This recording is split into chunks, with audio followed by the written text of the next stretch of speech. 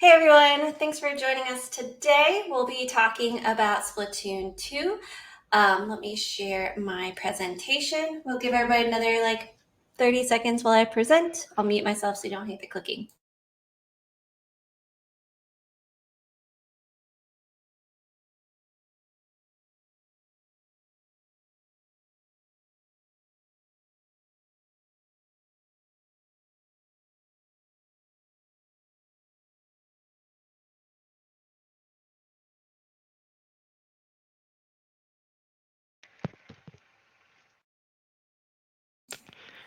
All right.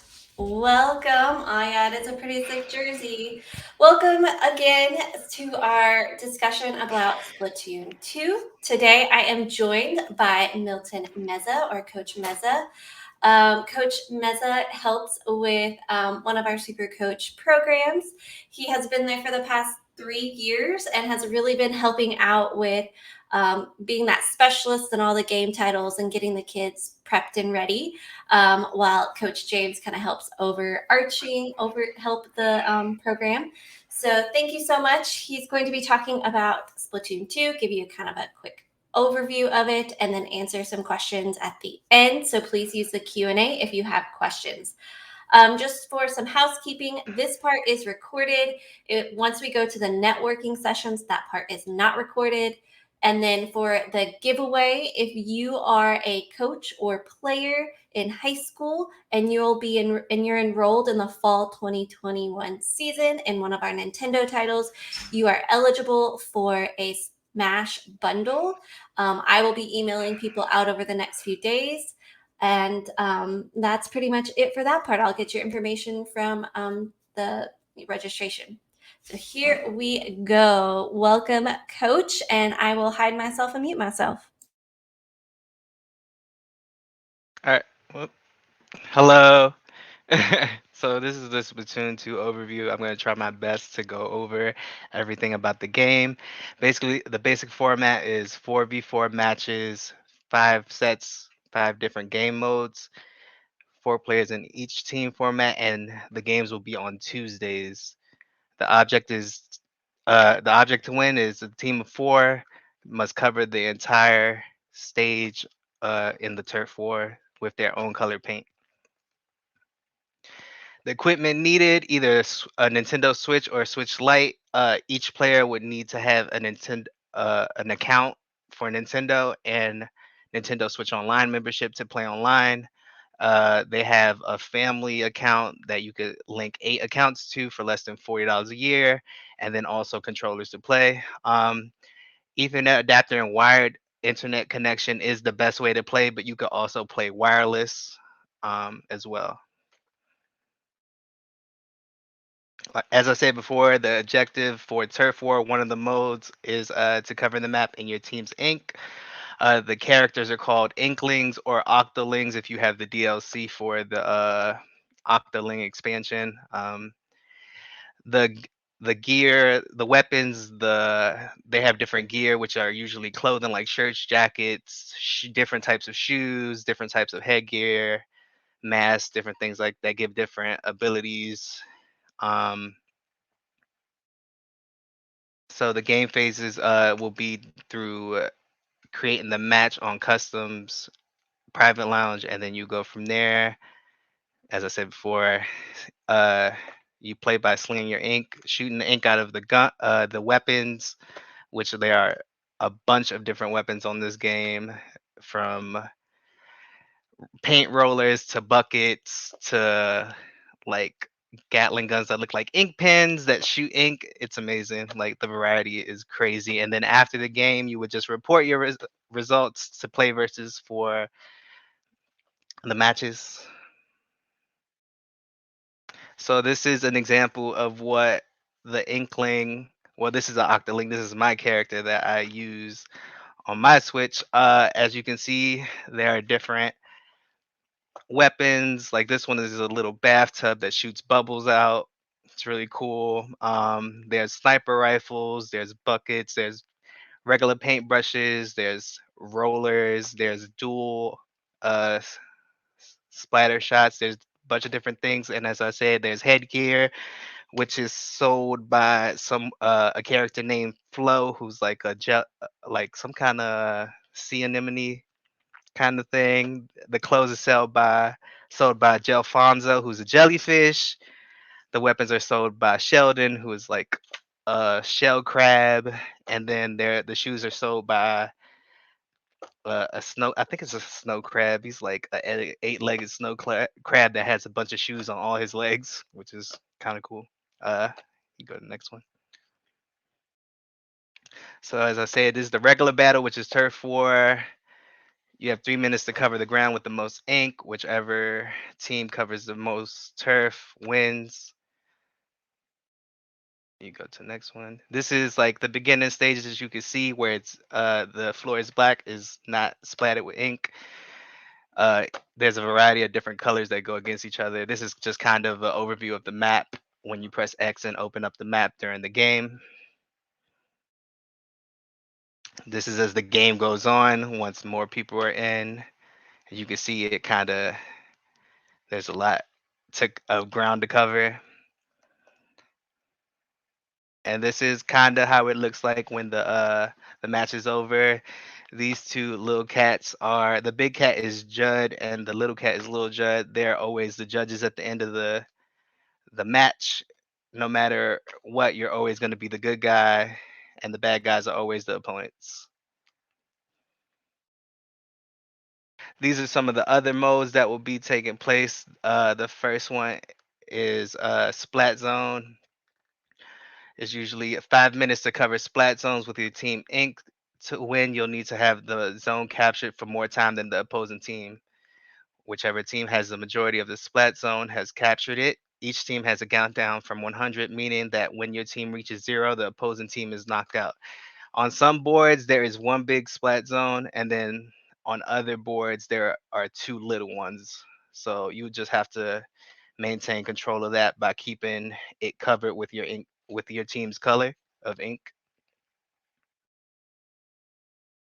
And this is kind of a picture of what it looks like. It's going to be a yellow rectangle, either one big yellow rectangle or two small ones. Um,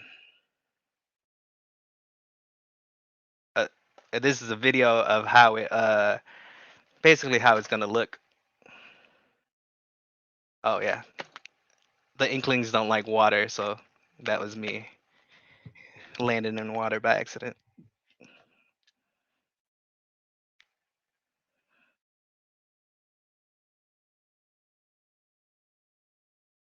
So as you can see, I'm trying to cover the splat zone, and once it's covered, it does that little effect where the whole thing becomes your color, and then you just have to keep it your color while the other opponents. This is the same format. All formats are 4v4, so you just have to try to. It gets a little hectic when there's 8 people on the map. As you can see, it was just me on here, so it's kind of easy to do, but otherwise it's not.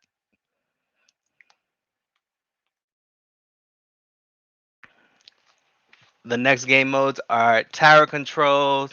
Teams have to take control of the stage's central tower. It will move through your team's checkpoints towards your capture point. Ride the central tower to make it move through your team's checkpoints towards capture point. To win, your team has 5 minutes to reach the capture point. That's tower control. Rainmaker, capture the flag mode. The team has 5 minutes to carry a special weapon known as the Rainmaker to the capture point near the opposing base. Clam Blitz. Inklings have to collect clams that are scattered throughout the stage. The first team to 100 points wins. The next couple of slides are going to go a little bit more in depth on each mode.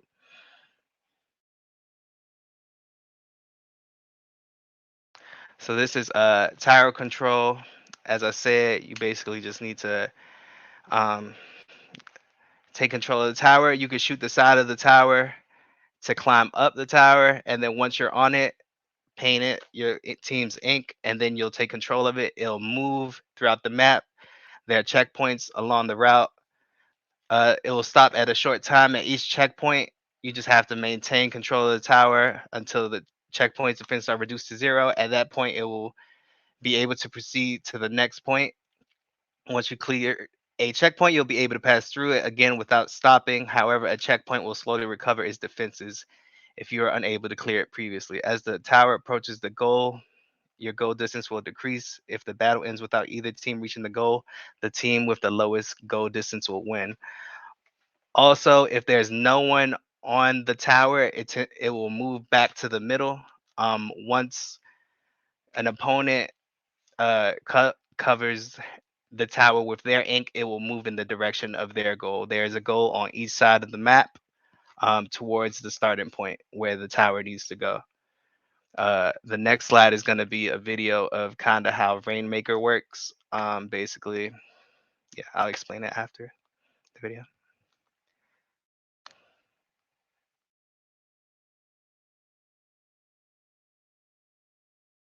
So you have to kind of like move up to it, shoot it. That bubble makes a big blast, and whatever color destroys it.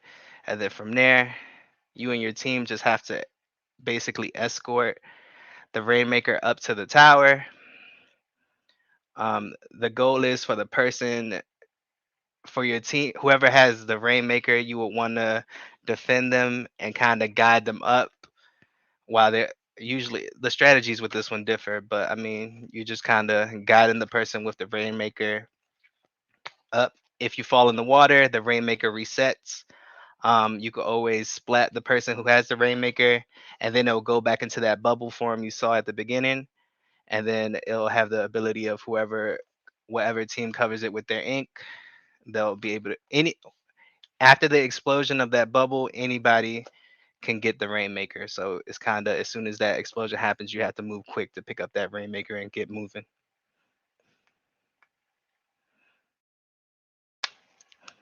Next one. So this is Clam Blitz. In Clam Blitz, competing Inklings are tasked with collecting clams scattered around the stage. After one is picked up, the clam follows the player. The objective is to throw the clam into the basket near the opponent's base. The first team to score 100 points wins. But of course, this is being the fiercely competitive world of Splatoon, things are not as easy as they seem. The baskets are protected by a barrier, which must be destroyed first.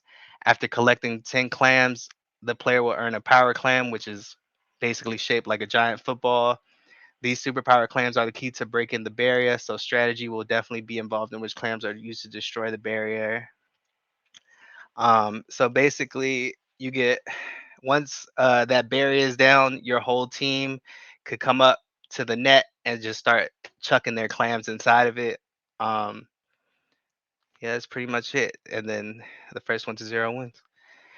So some of the key vocabulary in this are specials, also known as special weapons, which each weapon has them, which are superpowered weapons. You can activate a special by pushing in the right control stick. Some of these include Tenta missiles, which are four missiles, or splash downs, which launches you into the air upon activation before slamming back down to the ground, creating a big explosion of ink.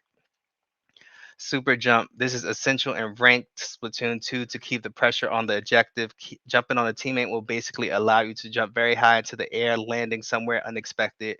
Super jumping does have its risk. However, since it opponents predict where you're landing so they can eliminate you as soon as you land. Splat is basically a KO or elimination from being hit by your opponent's ink. So this video is a video of one of the I think it's one of the coolest looking specials. It's called the Booyah Bomb. Kind of looks like a spirit bomb from Dragon Ball Z. Basically, your whole team just presses down and says "Booyah," and it kind of powers up the move. But you'll see, it's pretty great.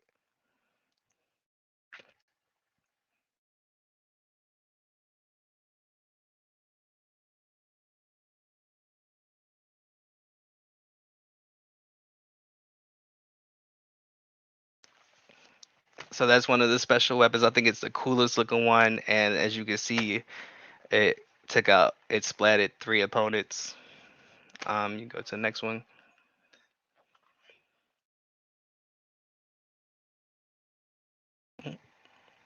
Can't see what that says. Oh, all right. So that one was supposed to be a super jump. Basically, if you click X, open up a map, and then all your teammates are connected to a direction on the D-pad, which is left, right, and I think down. And then your spawn point is up. I may be wrong with the exact ways, but you basically jump to the person and you go to their point. The thing about it is it shows everyone that there's an arrow at the spot you're gonna land, which informs everyone on the map that someone's gonna land there. So most of the time, your opponents are usually crowded around that spot, waiting for you to land so they can splat you. So it's very high risk situation. There are like different power ups that could prevent them from showing the arrow, but those are acquired through your your clothing and headwear and shoes that you choose. Um, some other key vocabulary is trade. This is when two players splat each other. This is pretty common in Splatoon 2 since the ink has a slow speed compared to ammunition in other games. Offensive players always hope to get an elimination. If they are also eliminated, making the situation a wash.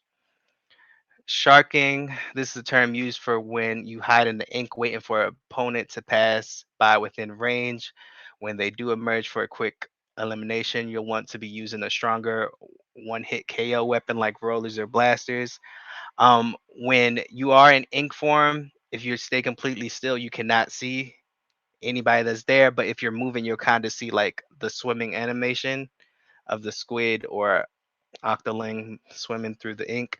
You could also hear them as well. So and there's also some special abilities that kind of give locations of everyone. So and there's also things that I think it's called sneaky swim or something like that that makes no noise when or shows no movement when you're swimming. So it's kind of strategy of what you would want to do if you're like more of that kind of a player, like a camper. I think it's the name of it in other shooters. Uh, Push, this is when your team collectively moves forward, usually trying to reach the objective. Teams usually accomplish this by using specials. Like for example, on that special video, I wiped out most of the team, so that would have been a time to push and try to cover as much turf as possible. All right, so these are the rule books and match day important rules. Substitution window. Prior to match starts and between games, update your play versus roster to make sure your subs are um, on there just in case you need to sub one out for one of your student athletes or if one of your student athletes are unable to make it on game day. Um, you have 30 minutes after the start time of the match to join the lobby. Just make sure you accept friend requests to join, and teams can communicate via Play versus Discord server. If Discord is not available, coaches could message each other to decide alternative comms. Match creation, home team creates a private match. Excuse me. Gear would be Splat Fest tees off, no secondary abilities off, use amiibo gear on, use amiibo username off, reset options every match will also be off. Um, the game mode will be map selection. Turf War will be the first pick, the first game mode. Home team will choose the map. Rainmaker will be the second game mode. Loser of map one will choose the map.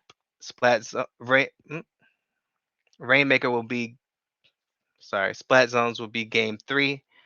The map pick will be the loser of map two. Game four will be tower control.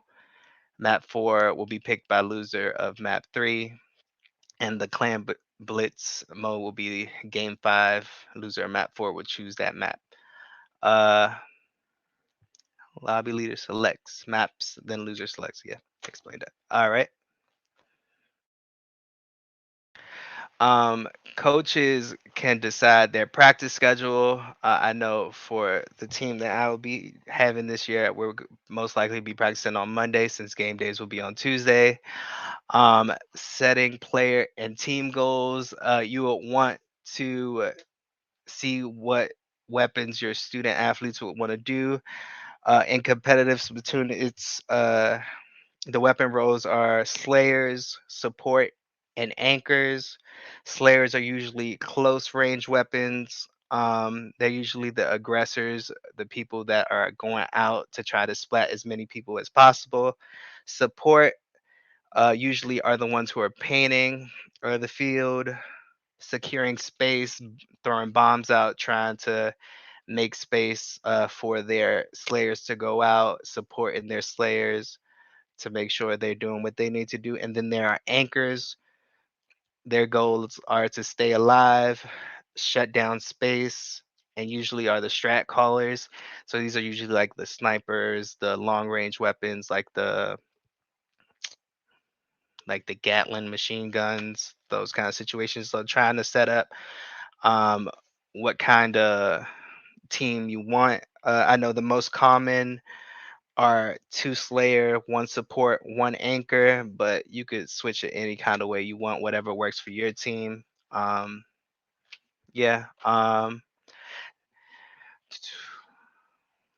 You go into training mode to you go into training mode to test out different weapons before you purchase them, because if you're this is definitely a game that your student athletes are gonna have to grind to get weapons on. So definitely trying out the weapons and subset and special set with that weapon is gonna be important, because with not being sure how often your student athletes will be playing the game and if they are able to grind it out or not as much. um the m- the in-game currency is gonna you're gonna have to be kind of, what's the word, try not to spend as much, I guess.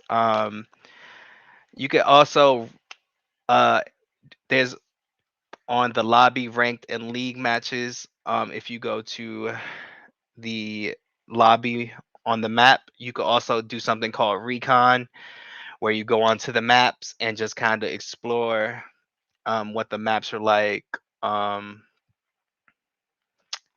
how to move, how to I know on you move differently when you're human form versus squid form. So when you're in form, you can go through grates, go through gates and grates you fall through. You could walk, and there's certain areas you can't paint. Um,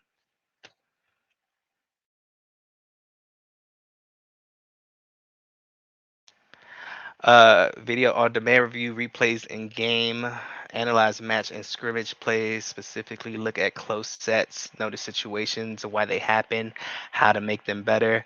Um, I think with recording your games, I think you would need a capture card. I'm not really entirely sure on that. But I know when I was trying to record on the Nintendo Switch, it only did 30-second videos, so you're not really going to be able to do much with that. Um, a good, a good, if you need help, like making up strategies or think or how to play competitively, I've looked up so many different YouTubers on Splatoon. There are a bunch of different videos on how to play competitively. I used GameSpot. It kind of gave all the weapons, and there was another one who kind of I did not write down the name of the YouTuber, but he explained Slayer support anchors, like what weapons go in which category or which ones could kind of play in between of support anchor. So there's definitely a lot of videos out there to look at that could help out, because they helped me out a lot. Splatoon 2 resources. These are gonna be, excuse me, these are gonna be links that you could click that will go over things like high school competitive rulebook, game day protocol, Splatoon 2 rulebook, support, Discord, the coach handbook, the coach chat playlist, and the Nintendo game details for Splatoon 2. And if anyone has any questions, All right, we have a couple. So let me read them. So can the Blaster be banned from future tournaments? I don't know if we're banning anything, so no. I'm gonna answer that one. Okay. So somebody else said, I know most matches will be held online, but will there be an in-person component or like a LAN for the final matches? It depends. I guess these are questions for me. It depends on your state and whether they have a partnership with PlayVS, and then we work specifically with each state on what they want.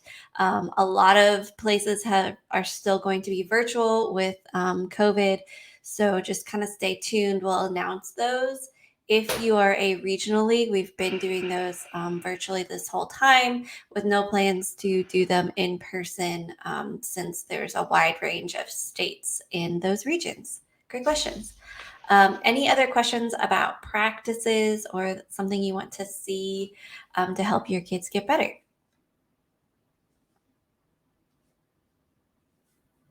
Check chat. Yeah, so people are talking about capture cards. I know before this we were talking about it. I use the HT60. I think I have an Elgato, and that captures it pretty well. You all can't see Matt, but he's shaking his head at me like, "Yep, I said it right. Yes." So that's one way. It's pretty easy. I know there's some conversation about the Ethernet adapter. I know it's not technically like you have to, but it is highly recommended. It's not that expensive. And what Aaron and I learned is you also have to get extra Ethernet cables. So be paying attention to that. Don't get sucked in. Try it out before the match day. Lesson learned, or before streaming. So definitely check all that stuff out before. That's what preseason's for. You can kind of test out your different setups for those. Any other questions? Awesome. Well, thank you, Coach Meza. I really appreciate it. You've done an excellent job. I learned a lot because I know like nothing about Splatoon. I didn't even realize there were different ways to play it. I've just been playing Turf Wars, so I have to explore. We will have an exhibition match on Wednesday at 5:30 Pacific time.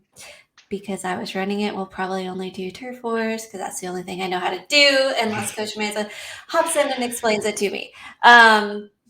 So we'll be doing that with a few of our PlayVS staff and any coaches that are available, and viewers will have another chance to win a Smash bundle. If you've already won or received a Smash bundle, you are ineligible.